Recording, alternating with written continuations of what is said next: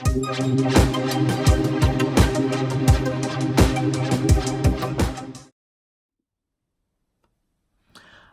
so let's imagine for a minute a world where Christopher Nolan's gritty, realistic take on Gotham City never happened. And instead, you get a very surreal, very dark, but still heavily grounded in reality, realistic version of Gotham City and how a city works, the inner workings of a city. This is the one place that you could get a character like Arthur Fleck. This is the world of Joker. Look, right from the start, I want to get this straight. I want to talk about all this Access Media stuff that's kind of clouding the film a little bit. Okay, look, we all saw American Psycho, yeah? A friend of mine even has a Patrick Bateman statue in his bedroom. He is not a serial killer, I mean, to the best of my knowledge. Look, I'm a big DC fan. This is a film about the Joker.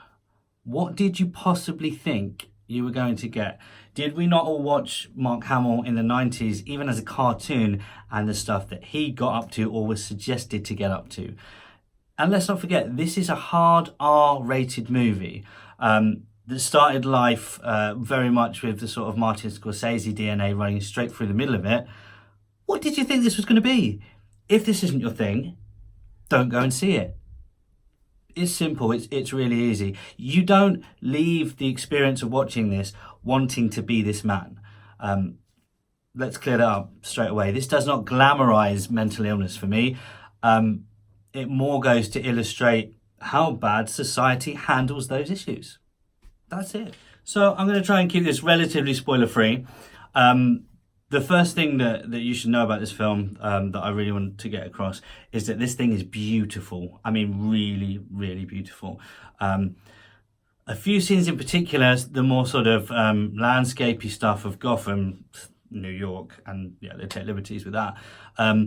It really is good. All the wide angle lens stuff works brilliantly. I think that, you know, when you're doing a film like this and you want it to be gritty and you want it to look real, you know, slightly bashed up, like a real world that someone inhabits, that they live in, sometimes they can go too far the other way with that, but this treads that line perfectly. You still very much know you're watching a film, but it's real, it's dirty, and it's a place that this character really does live in. Phoenix is incredible in this film. He really does carry it. As the title suggests, this is his film. It really is. Almost to the point where you feel like some of the supporting casts are really more there just for exposition purposes, and to give him someone to interact with, and to maybe anchor it into realism a little bit more, because he's not the most trustworthy narrator, as you'll see when you see the film. I would also say something that surprised me is he has quite little dialogue as the Joker. You know, it's not a big dialogue heavy thing for him. But that kind of really works, because it's more about his reactions to people and places and things rather than his actions. He actually has to do some acting. Remember acting? That used to be a thing. This film's got it. So when I heard De Niro was going to be in this film, I was slightly skeptical. I did figure it was a little bit of a tenuous link to King of Comedy and Taxi Driver, which clearly were massive influences for Todd Phillips in making this film. In fact, I'd go as far as to say this film is essentially King of Comedy becomes Taxi Driver. It really takes the themes that were there and explores them and you know, flips them into a slightly more surreal place. So yeah, you can feel those films in here. And I thought De Niro was basically going to be a tagline for fans of those films. Oh, he's in this too. But he could have really easily just phoned this one in. You know, it's a cameo. But you know what? He's great in this. He's really good in this. He didn't phone it in at all. It's a fully fleshed out performance. And I really enjoyed his character. It kind of almost felt a bit like his character from King of Comedy going full circle. So yeah, it worked. For me, it really did work. And he was a great performance in this. One thing I will say, being a big Batman fan, DC fan in general, I can't see this guy on or off a screen in my mind with a guy who's 6 foot dressed up as a bat. It doesn't work for me on that level, but that's fine. I'm okay with that. The Joker always says, this is something harping back to the Killing Joke. My past, I prefer it to be multiple choice. That's great, and I love that. And maybe this is just one of those choices. This guy doesn't have to be the Joker. The Joker could be somewhere in the background of this film. I like that as a thought. This guy could just inspire, future events. And equally, this just works great as a standalone film. That's what I want this to be. This is a masterpiece of art in how to do cinema. Yes, it borrows heavily from things of the past, but I think it's respectful to them. It's a homage. It's not a straight rip. And hey, it's got the fucking Joker in it. Problem that I do have with this film, and it's not a big thing at all, is that I do feel like, and slight spoiler warning here, you may want to turn off, there is a scene very, very, very near the end of the film that I kind of feel like it sort of reeks of reshoot. It could possibly be a reshoot. I don't know if it is a reshoot. That they tie in the Batman mythology with it. And I wondered whether or not this was something that we were going to see in here. And they tie it in.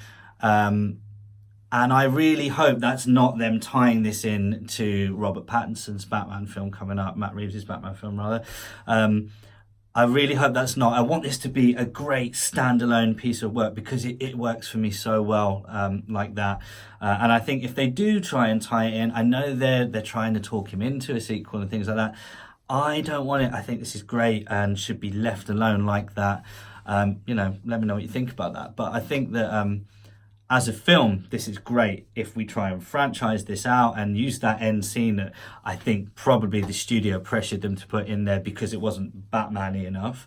And it goes down that road. Warner Brothers, don't do that. Not cool. Guys, to summarize, this is a beautiful film. This is an important film.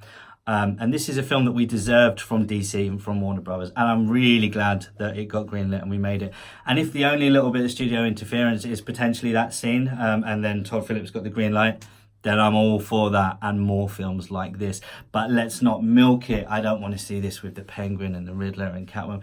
We don't need that. This works because it's the Joker. And I hope that is as far as they go with that.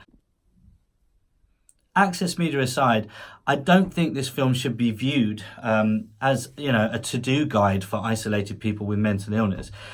The question it should really open up in my mind and should leave us with is, how do we help the Arthur Flecks of today from becoming the Jokers of tomorrow? I think that's a far more interesting question to ask rather than does this promote violence? Does this promote gun violence?